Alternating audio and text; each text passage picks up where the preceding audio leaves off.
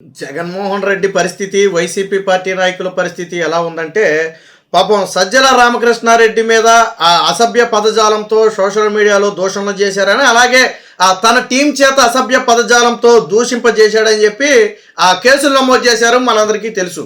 అయితే వీటి నుంచి రక్షణ పొందాలని, హైకోర్టులో రక్షణ పొందాలని ప్రయత్నిస్తే హైకోర్టు తిరస్కరించింది.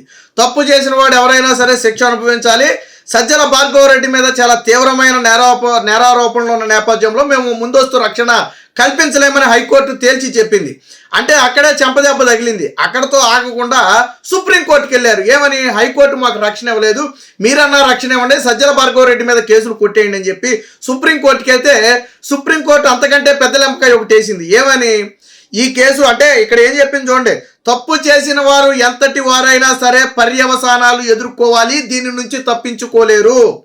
రాష్ట్ర ప్రభుత్వం దాఖలు చేసిన అఫిడవిట్లోని అంశాలను పరిశీలిస్తే ఒకవేళ అది నిజంగా సజ్జల భార్గవరెడ్డి చేసి ఉంటే ఆ వ్యక్తికి శిక్షార్హుడు, అందులో ఎటువంటి సందేహం లేదు. అయితే ఆ వ్యక్తి చేశాడా, చేయించాడా లేదా అనేది తదుపరి విచారణలో తేలాల్సి ఉంది.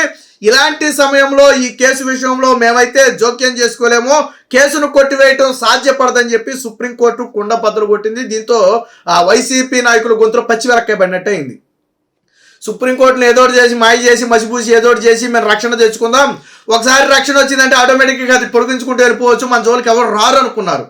కానీ ఎప్పుడైతే మహిళల మీద, ముఖ్యంగా ఇప్పుడు పదవుల్లో ఉన్నటువంటి నాయకుల మీద అత్యంత నీచమైనటువంటి పదజాలంతో పోస్టులు పెట్టారో వాటన్నిటినీ కూడా సుప్రీంకోర్టు ఈ కేసు విచారిస్తున్నటువంటి న్యాయమూర్తి ముందు పెడితే ఆయన ఆశ్చర్యపోయాడు.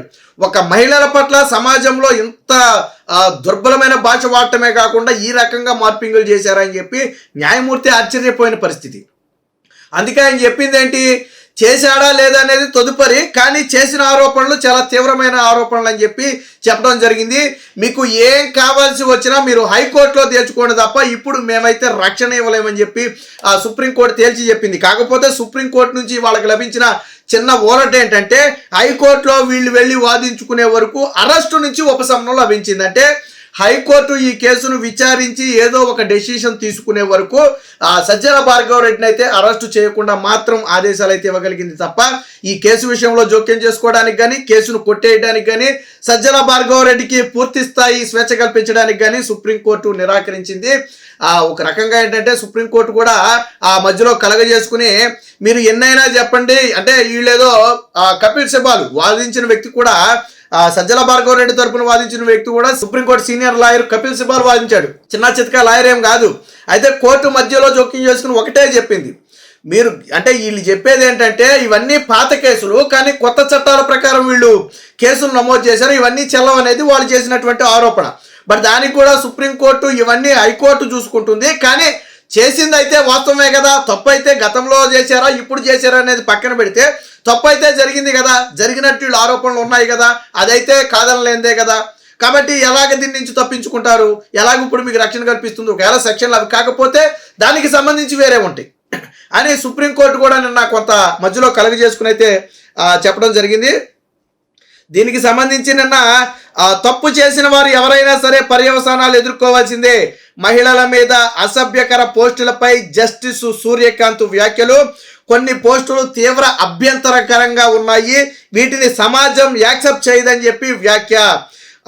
బిఎన్ఎస్ కేసులు కొట్టివేయాలన్న పిటిషన్కు విముఖత, హైకోర్టుకే వెళ్లాలని సూచన, 2 వారాల పాటు అరెస్టు నుంచి తాత్కాలిక రక్షణ. అదే నేను చెప్పినట్టుగా ఒక 2 వారాల పాటు వీళ్ళు హైకోర్టుకి వెళ్ళి వాదనలు వినిపించుకోవడానికి కొంత సమయం ఇచ్చి 2 వారాల పాటు అరెస్టు నుంచి అయితే రక్షణ ఇచ్చింది తప్ప హైకోర్టుకే వెళ్ళాలని చెప్పింది. అయితే ఏదైతే నేను చెప్పినట్టుగా బిఎన్ఎస్ కేసులు అంటే పాత ఇవన్నీ వీళ్ళు చెప్పేదన్నీ కూడా ఎప్పుడో 1 ఏడాది క్రితం ఏదో చేసినటువంటి పనులు, బట్ చట్టాలు మాత్రం ఇప్పుడు లేటెస్ట్ చట్టాలను ఇంప్లిమెంట్ చేసి కేసులు నమోదు చేశారు. సో చెల్లదని కొట్టేయాలని చెప్పి సజ్జల భార్గవరెడ్డి తరపు న్యాయమూర్తి కపిల్ సిబాల్ వాదిస్తే దాన్ని కోర్టు కొట్టిపడేసింది. చట్టాలు వేరైనా కానీ తప్పు అయితే ఉంది కదా, సో ఈ విషయం కోర్టులోనే తేల్చుకోండి, మీరు కింద హైకోర్టు విచారించి డెసిషన్ తీసుకుంటుంది, దీని మీద డెసిషన్ తీసుకునే అర్హత హైకోర్టుకే ఉంది. ఈ సమయంలో మేమైతే జోక్యం చేసుకోలేం. బట్ వీటిని చూసిన తర్వాత, ఈ రాష్ట్ర ప్రభుత్వం సమర్పించినటువంటి అఫిడవిట్ చూసిన తర్వాత మాత్రం మేము కొంత కలత చెందుతున్నాం. ఒకవేళ ఇదే నిజమైతే, వాళ్ళు చెప్పినట్టే సజ్జల భార్గవరెడ్డి ఇది చేయించి ఉంటే ఖచ్చితంగా సజ్జల భార్గవ రెడ్డి చేసింది తప్పే, శిక్షకు అర్హుడే, ఇందులో డౌటే లేదు. చేశారా లేదా అనేది తదుపరి ఆ కోర్టు విచారణలో తేలుతుందని చెప్పి వాళ్ళైతే చెప్పడం జరిగింది. మహిళలను ఎవరైనా అవమానిస్తే ఖచ్చితంగా తగిన చర్యలు తీసుకోవాలి. మాకు ఎవరిపైన సానుభూతి లేదు. ఎవరైనా తప్పు చేస్తే తప్పకుండా అందుకు పర్యవసానాలు ఎదుర్కోవాల్సిందే.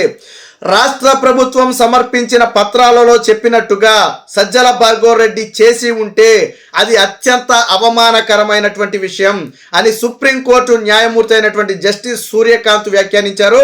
సామాజిక మాధ్యమాల్లో పెట్టిన పోస్టులపై వచ్చిన ఫిర్యాదుల ఆధారంగా రాష్ట్ర ప్రభుత్వం తనపై బిఎన్ఎస్ సెక్షన్ 111 కింద పెట్టిన కేసులను కొట్టివేయాలని కోరుతూ సజ్జల భార్గవ రెడ్డి దాఖలు చేసిన పిటిషన్ విచారణ సందర్భంగా అయితే ఈ వ్యాఖ్యలు చేయడం జరిగింది.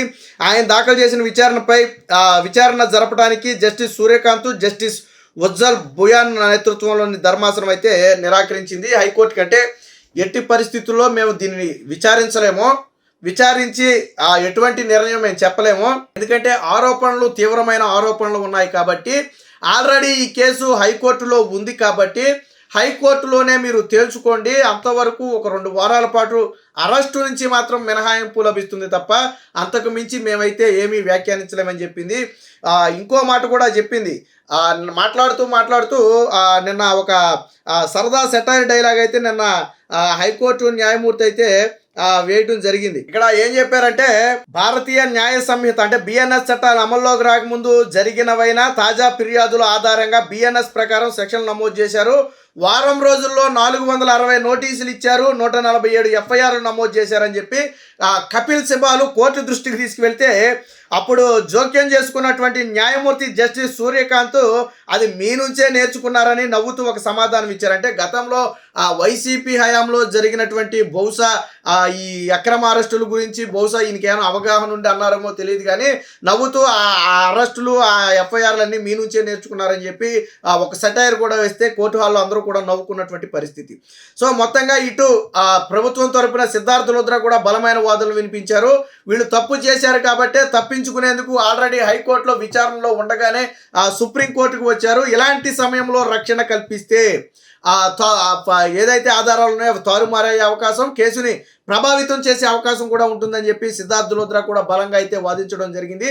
అయితే ఎవరూ తప్పించుకోలేరు, మేము కేసులో ఎవరికి ఎటువంటి ఫేవరు చేయటం లేదు, కేవలం 2 వారాలు తాత్కాలిక రక్షణ మాత్రమే ఇచ్చాం, బట్ కేసు విచారణ అనేది కొనసాగుతుంది, అందులో ఎటువంటి సందేహం లేదని చెప్పి చాలా స్పష్టమైన ఆదేశాలు ఇచ్చింది. మొత్తంగా సజ్జల భార్గవ రెడ్డికి తగిలిన ఎదురు దెబ్బ అనేది వైసీపీకి మింగుడు పడని అంశం. అటు సజ్జల రామకృష్ణారెడ్డి, ఇటు జగన్మోహన్ రెడ్డికి అతిపెద్ద ఎదురు దెబ్బగా చెప్పుకోవచ్చు.